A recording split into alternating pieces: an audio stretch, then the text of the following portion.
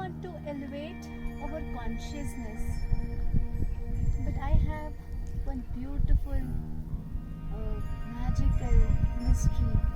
Would you like to experience it? Then come.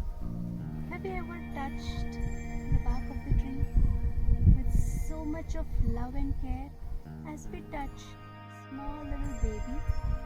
And I'm sure there is some changes that's happening in this tree with this little gentle touch that I'm giving to the tree.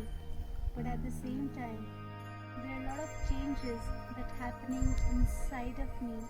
I can actually feel my heart center opening up wide enough to vibrate with love that this tree has right now to offer.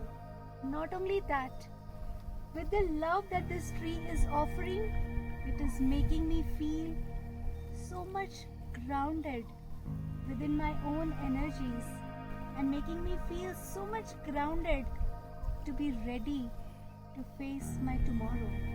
Are you ready to experience this unconditional love with nature?